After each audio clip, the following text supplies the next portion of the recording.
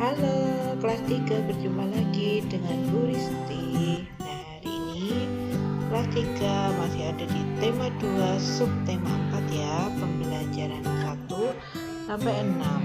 Nah, hari ini muatannya adalah bahasa Indonesia yang akan membahas tentang informasi petunjuk ya.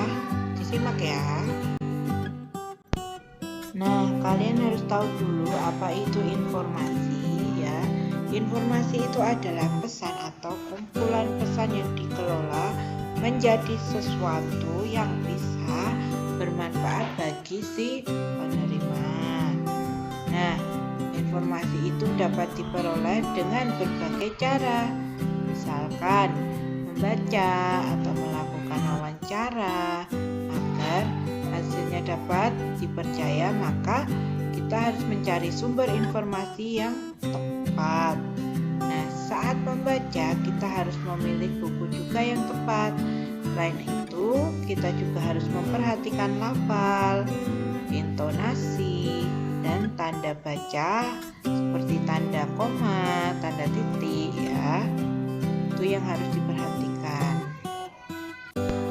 Nah, sekarang masuk ke informasi petunjuk. Nah, di situ sudah ada gambar Edo ya, sebut saja namanya Edo, sedang memelihara atau merawat hewan peliharaannya yaitu ayam. Nah, bagaimana membuat informasi petunjuk cara merawat hewan peliharaan? Nah, inilah.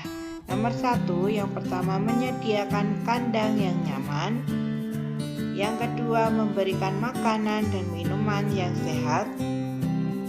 Yang ketiga, rajin membersihkan kotoran hewan. Yang keempat, menyediakan tempat di luar kandang. Yang kelima, berkomunikasi secara intensif. Dan yang terakhir atau keenam, menjaga kebersihan selalu.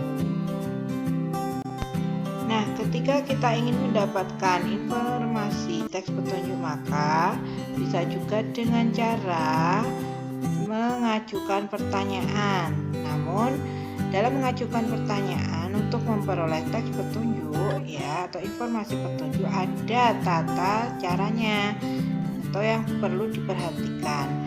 Nah, berikut yang perlu diperhatikan dalam menjawab dan mengajukan pertanyaan yaitu kita dapat membuat pertanyaan serta menjawab pertanyaan berkaitan dengan isi petunjuk yang telah dibaca. Nah, terus lebih detailnya beberapa hal yang perlu diperhatikan dalam menjawab dan mengajukan pertanyaan antara lain. Yang pertama, baca dengan cermat dan pahami isinya. Yang kedua, pahami pertanyaan bacaan yang ditanyakan. Yang ketiga, jawab pertanyaan tersebut dengan singkat dan tepat. Yang keempat, yang ingin ditanyakan sebaiknya berhubungan dengan bacaan atau materi yang ingin diketahui.